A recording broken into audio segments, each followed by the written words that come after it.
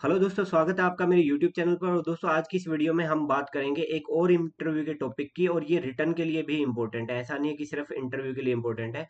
कासा के बारे में, इसके बारे में क्वेश्चन पूछ लिए जाते हैं। ये क्या भला होती है कासा, कैसे इसको बढ़ाना होता है, क्या फायदे होते हैं, क्यों बैंक इसके पीछे पड़ा हुआ है, ये सारे टॉपिक हम कवर करेंगे। उससे पहले छोटी सी मेरी इंट्रोडक्शन। ये मेरा नाम है, पीओ पोस्टेड था मैं ओबीसी बैंक में। उससे पहले मैं बैंक ऑफ बड़ौदा हरियाणा ग्रामीण बैंक में मेरा सिलेक्शन हुआ था, और प्रेजेंटली मिनिस्ट्री ऑफ डिफेंस में मैं जॉब कर रहा हूँ। तो चलिए हम देख लेते हैं कि कौन कौन सी चीजों के आपके आंसर मिल जाएंगे। इसकी डेफिनेशन क्या होती है, आरबीआई क्या कहता है, हमारी सारी चीजें आरबीआई के अकॉर्डिंग करती हैं कि आरबीआई क्या कहेगा उसके बारे में। How and why it is important, क्यों जरूरी है ये, कासा के पीछे क्यों पड़े हुए हैं, कासा रेशियो वगैरह वगैरह। And what you will do to improve CASA of the bank. Being an officer आपसे तो यही सवाल पूछा जाएगा जी, कासा आप कैसे बढ़ाओगे अगर ये इंपॉर्टेंट हो तो। सबसे पहले तो देखिए, आरबीआई के मास्टर सर्कुलर में ये चीज दे दी गई है, तो आपको वहां से पढ़नी चाहिए। आप मैगजीन वगैरह में से पढ़ लेते हैं, और जो ऑफिशियल साइट है, जो ऑफिशियल इतना अच्छे से एक्सप्लेन करते हैं, वहां नहीं पढ़ते। और इसी वजह से क्या होता है, मैगजीन में मान लो मिस्टेक होगी कोई प्रिंटिंग में, इस वजह से आपके रिटर्न में भी मार्क्स कट जाते हैं और इंटरव्यू में भी मार्क्स कट जाते हैं। तो चलिए समझते हैं कि ये कह क्या रहे हैं। आरबीआई ने दो जगह पे कासा के बारे में कुछ कुछ कहा है, मैंने दोनों जगह को यहाँ कवर कर लिया है। Banks are considered as the financial engine. किसको फाइनेंशियल इंजन समझा जाता है, बैंक को, for the real sector progress. ठीक है, हर सेक्टर की असली प्रोग्रेस के लिए फाइनेंशियल इंजन तो हम ही बनेंगे। Bank do this prime moving function. ये बैंक करता है बाय किस किस तरीके से, mobilising liquid deposit from the public. जो पब्लिक जिसके पास वेला पैसा पड़ा है, वो कुछ करना नहीं चाहती, उससे हम डिपॉजिट ले लेते हैं।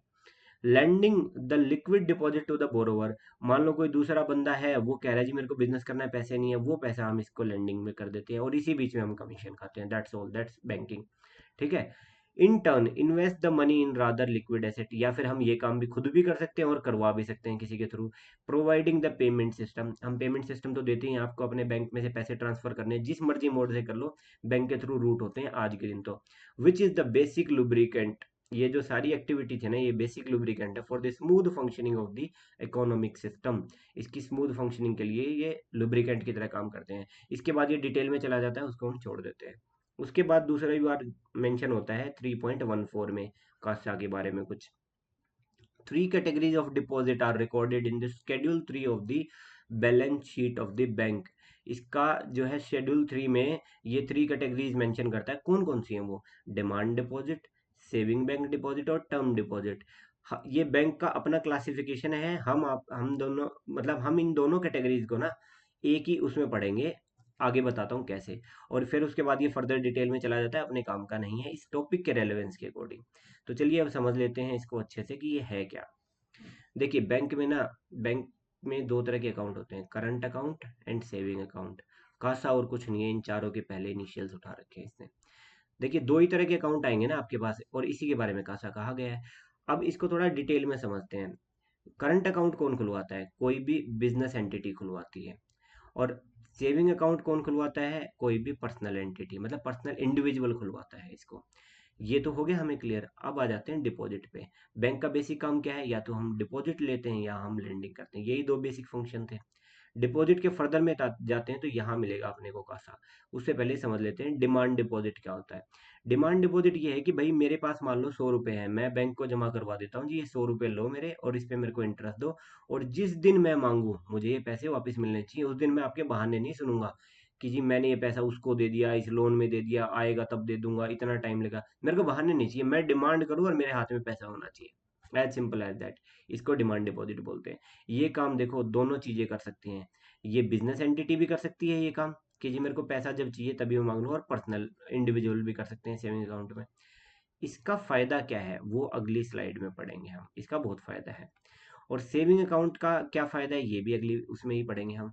अब टर्म डिपॉजिट का तो हम समझ गए। टर्म डिपॉजिट वाले वो लोग होते हैं, हम ये कहते हैं जी मैं लॉक इन पीरियड डाल देता हूँ, 4 साल तक पैसा नहीं निकालूंगा, बट मेरे को इसके एवज में आप रेट ऑफ इंटरेस्ट अच्छा देना पड़ेगा आपको, क्योंकि मैं इतने साल के लिए लॉक कर रहा हूँ। ये बंदा तो जिस दिन मर्जी दिन मांग लेगा, पर मैं 4 साल से पहले नहीं मांगूंगा, तो इसको रेट ऑफ इंटरेस्ट हम ज्यादा देते हैं।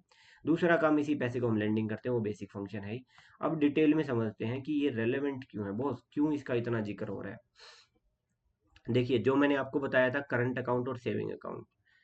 करंट अकाउंट में जो भी डिपॉजिट होते हैं, उसके बदले में हम उनको कोई भी रेट ऑफ इंटरेस्ट नहीं देते हैं।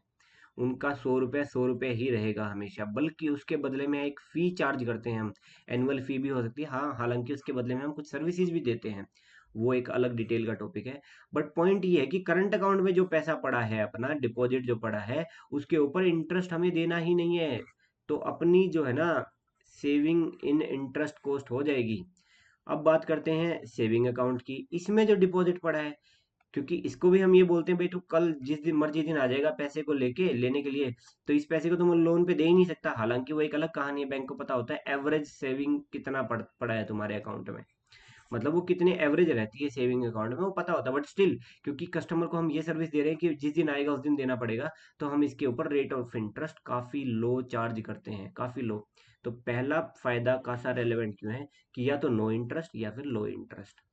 उसके बाद आता है कि जी, आप लोग बैंकिंग की तैयारी करके आए हो, आप सबको पता है कि SP minus CP is equal to profit. मतलब या तो अगर आपको प्रॉफिट ज्यादा करना है, या तो अपना सेलिंग प्राइस बढ़ा दो, या फिर अपना कॉस्ट प्राइस बढ़ा दो।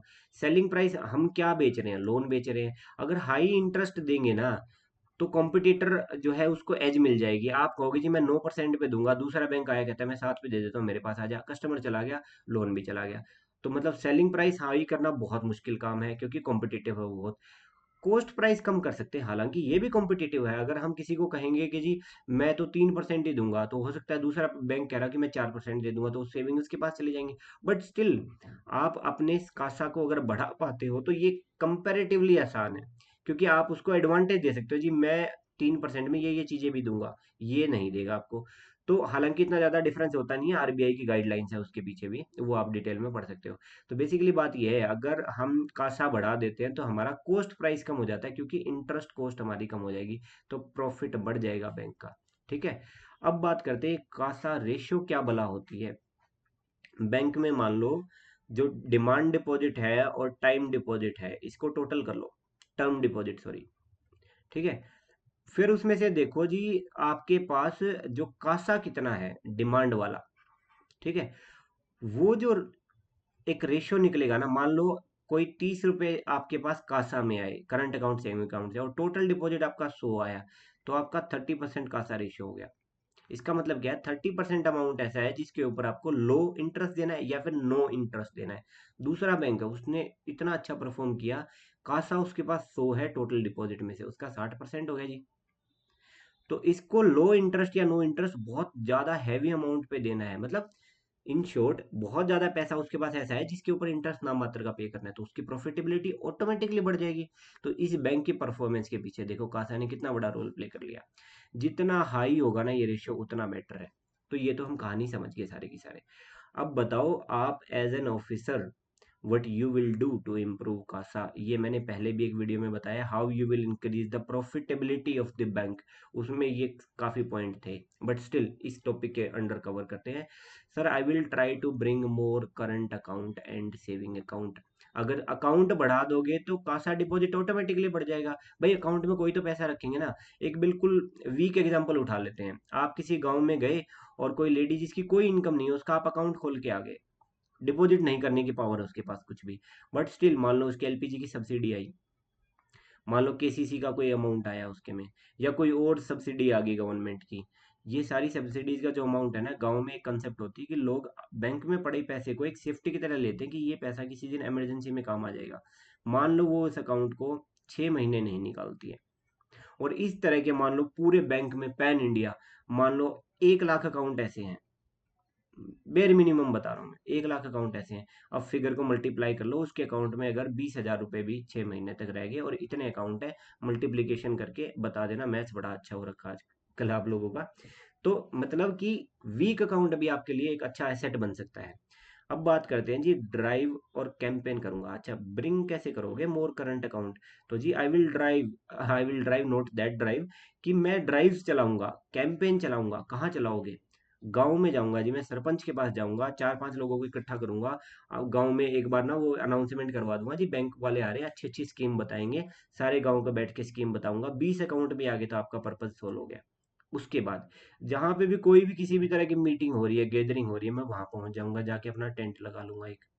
कोई भी मेला लग रहा है वहां टेंट लगा के बैठ जाऊंगा, दो अपने ऑफिसर्स को ले जाऊंगा, दो टेबल रखी, पीछे एक बैनर लगाया और वहां पे अपने बैंक का प्रमोशन करूंगा, जी हमारे पास ये स्कीम है, यहाँ पे आओ, हम ये देंगे आपको। अगर आपको मान लो कोई एग्रीकल्चर इक्विपमेंट लेना है, हम लोन देंगे। आप नई खेती करना चाहते हैं, हम देंगे। कोई फसल नई एक्सपेरिमेंट करना चाहते हो, हम लोन देंगे। मतलब आप उनको कन्विंस करो, आपके पास ऑटोमेटिकली ऑप्शन आएंगे। बेसिकली कोई भी वो जगह जहाँ क्राउड होती है ना, तो वहां पे आप ये सब करोगे, आपको पैसा मिलेगा। छोटे से छोटे किसी डिस्ट्रिक्ट में चले जाओ, वहां पे किसी ना कोई 4 से 5 तो रिलीजियस मेले लगते हैं वहां पे, कि फला फला मंदिर का मेला है, ये वहां का मेला है। यार एक टेंट आप लगा लो वहां पे, कोई दिक्कत नहीं है। और बैंक इन चीजों को नेगेटिवली नहीं देखता, पॉजिटिवली देखता है। और अगर आप ये काम करते हो ना, बैंकिंग में बहुत आगे जाने वाले हो आप। अपर मैनेजमेंट की नजरों में चढ़ जाओ, क्योंकि इस आदमी ने, मतलब यूं मान के चलो, इस खड्डे में से खीर निकाल रहा है, ये तो कल को अगर अच्छी जगह भेज दिया तो पता नहीं आग लगा देगा ये तो। ठीक है। अब बात करते हैं, आप प्रेशर ग्रुप को अप्रोच करोगे। अगला पॉइंट, प्रेशर ग्रुप कौन से होते हैं? जैसे अभी थोड़ी देर पहले सेल्फ हेल्प ग्रुप की एक वीडियो थी, उसमें मैंने ये बोला था। सेल्फ हेल्प ग्रुप में मान लो 20 लेडीज हैं, आप उनके पास गए, जी हमसे ले लो, हम आपको ये तो अकाउंट की फैसिलिटी देंगे, ये लेंडिंग की फैसिलिटी देंगे, और आप एक और काम करो, इन 20 के 20 लेडीज का सेविंग अकाउंट भी खुलवा दो हमारे पास इसके बदले में। मतलब एक वो एक अच्छी टर्म से, ऐसा नहीं है कि आप ये करोगे तभी मैं आपको अकाउंट खोलने दूंगा, बट हाँ, क्योंकि अकाउंट खुलवाओगे तो चांसेज आप बाकी उनको भी इन्फ्लुएंस कर सकते हो। या फिर मान लो आपके एरिया में कोई भट्ठे हैं, ईंट भट्ठे हैं, उनकी यूनियन है, वहां चले जाओ जी, कि जी हम देंगे आपको ये करंट अकाउंट में ये स्कीम देंगे, और ये दिक्कतें नहीं करेंगे तो आप हमारे पास कर लो। कोई और यूनियन है वहां चले जाओ, टैक्सी यूनियन है वहां चले जाओ। मतलब जहां पे भी क्राउड है बेसिकली वहां मैं जाऊंगा, और वहां पे अपने और कासा लेके आऊंगा। या फिर बिग स्मॉल कॉर्पोरेट और फैक्ट्रीज, आपके एरिया में कोई भी फैक्ट्री है, मान लो आपके एरिया में ईंट बनाने की फैक्ट्री है, जो ब्लॉक टाइल्स बनाने की फैक्ट्री है, वहां चले जाओ, जितनी फैक्ट्रीज है सभी में चले जाओ जी, अपना अकाउंट भी खुलवाओ और अपने एम्प्लॉयज का भी खुलवाओ। कोई भी कॉर्पोरेट है, छोटा मोटा बड़ा जितना भी है, वहां चले जाओगे, बिग और स्मॉल। तो ये सारे पॉइंट है जिनसे आप कासा इंप्रूव कर सकते हो। तो दोस्तों ये थी इस टॉपिक पे वीडियो, और सारी वीडियोस जो हैं ये जो मैंने ऊपर मेंशन करी है सारी मैं डाल चुका हूँ। और अब अपने चैनल पे ना 3 प्लेलिस्ट है। पहली प्लेलिस्ट है जिसके अंदर एचआर रिलेटेड इंटरव्यू के क्वेश्चन है। दूसरी प्लेलिस्ट है जिसमें बैंकिंग अवेयरनेस से रिलेटेड सारी वीडियोस रहेंगी, और मैं एक एक करके सभी टॉपिक के ऊपर बैंकिंग की वीडियो भी अभी बनाऊंगा। और तीसरी, अभी करंट की प्लेलिस्ट शुरू हो जाएगी आपकी, जिसमें डेली के करंट अफेयर के टॉपिक आएंगे, और उसी के साथ यहाँ पे एमसीक्यूज डालने की भी कोशिश करूंगा, इफ टाइम परमिटेड। नहीं तो देखते हैं क्या वो पॉसिबिलिटी हो पाती है। और thank you so much for giving this response. बहुत अच्छा लगा आप लोगों के कमेंट पढ़ के, बड़ा अच्छा लगता है, और यही चीज़ें मोटिवेट करती हैं और वीडियोस बनाने के लिए। So thank you so much for watching. जय हिंद, जय भारत।